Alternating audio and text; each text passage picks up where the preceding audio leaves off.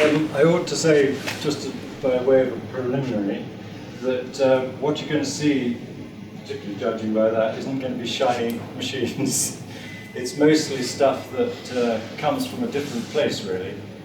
And in a way, that's what my whole career has been about. It's been about seeing a slightly alternative view of the future, which really involves an idea of kind of a romantic idea of an ancient archaeology that maybe that doesn't belong to us. That sort of perception of the future, where we might encompass other races, who have had their civilizations rise and fall before we've even gone into space.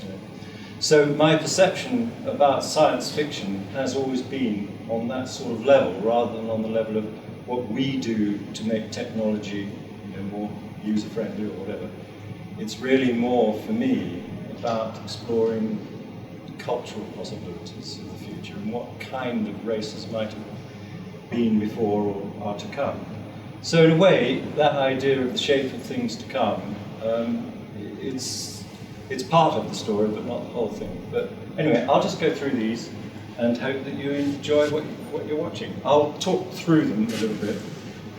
This first one is actually the very first picture that I did, where I kind of found what I thought was my voice. It didn't really come from anything that I'd seen before. It was merely the product of a kind of a musing about archaeology as a whole, and the thought of what could be out there, and the idea of something unimaginably big, which can have no function that we can possibly imagine, which implies an alternative consciousness, an alien consciousness maybe, which doesn't relate to us, so that we're left with a sense of mystery, really, a sense of enigma. And if I have to pick out any one quality that I aim for in my work, it is that quality of mystery. And at the moment, we live in a particular part of culture, a particular time of culture, where there is a very strong need to describe everything, to have everything immediately up front so that it's open to view. And my point of view is that actually it's much better to cast a veil over that and to hide and to give the impression that there's much more than you can actually see. And so with that in mind, I'll go through these images.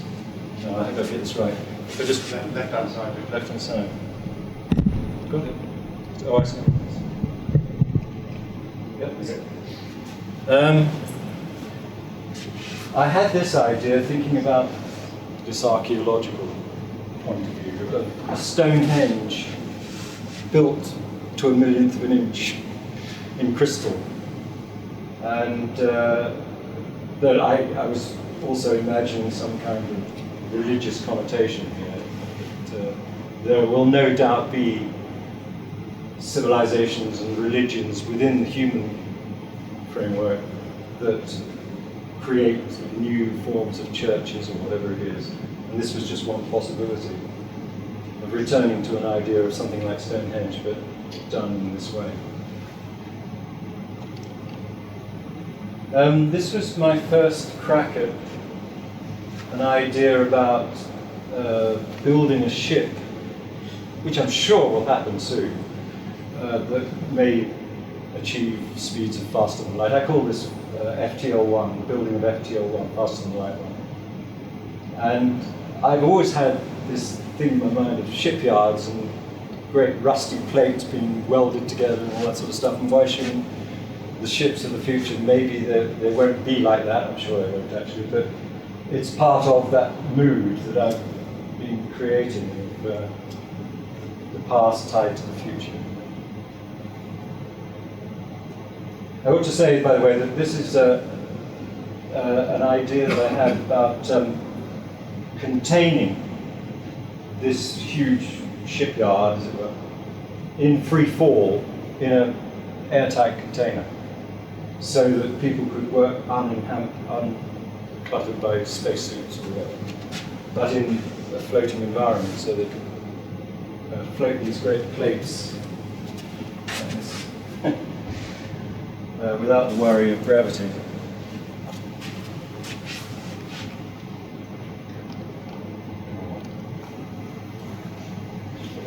And that's the testing of this spaceship.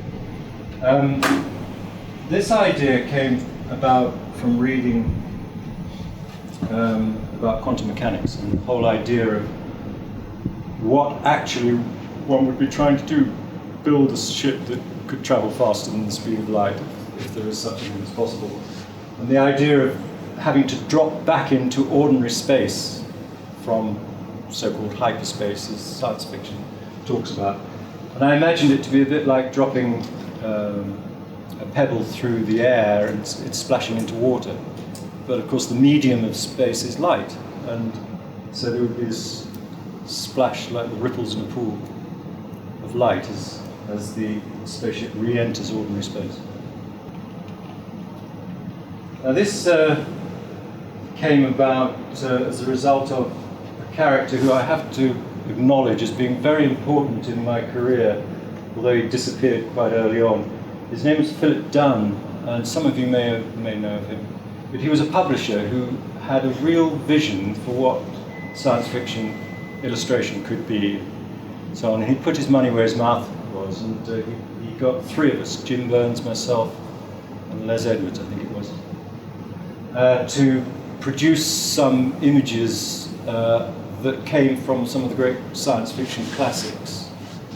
And this one, I don't know whether any of you are familiar with James Blish or have read James Blish, but he wrote a series of stories about, it was called Cities in Flight, and the idea was really quite peculiar, but he imagined mining towns that would be ripped out of the earth in these force fields and then allowed to mine asteroid belt or whatever, go out into space. These whole towns surrounded by a force field, floating around in space, and inevitably there were catastrophes involved and so on. This is one instance where one of these mining towns is, there's been a breach in the field and it's burning to extinction.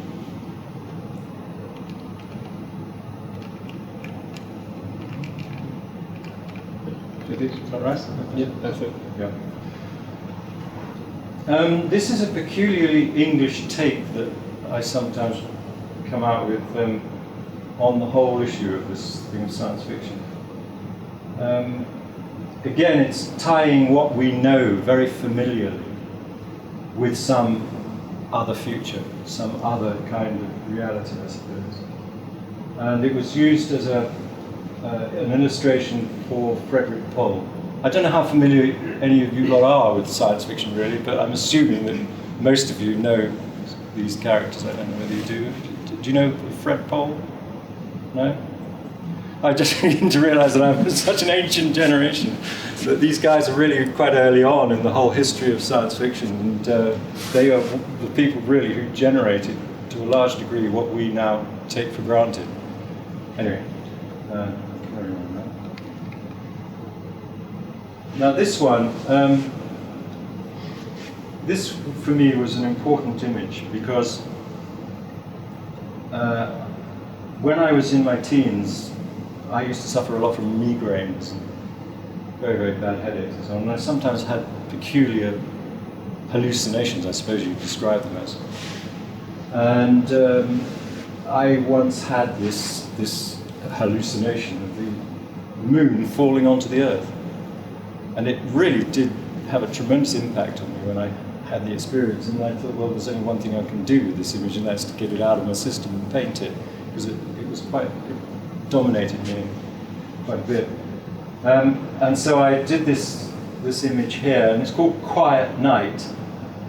And the idea behind this image is of the contrast between violence and silence, which I think is a very powerful combination, actually. And that city down there is actually my hometown of Exeter. And the people of Exeter are sleeping cosily, not knowing what's going on out there, because, of course, there being no sound in space. There's no air there. The moon could rip itself apart and we'd not hear a thing. And it was just quite a strong feeling, this contrast between something violent and something so peaceful. And it was followed by, I got commissioned to do a much bigger piece. This is actually quite a small piece. It's probably no bigger than maybe twice the size of that one with the lava coming out of the hole there. It's no bigger than that. But then the Frenchman saw it and said, no, I want to fill a wall with that. So I did another picture. I can know that one.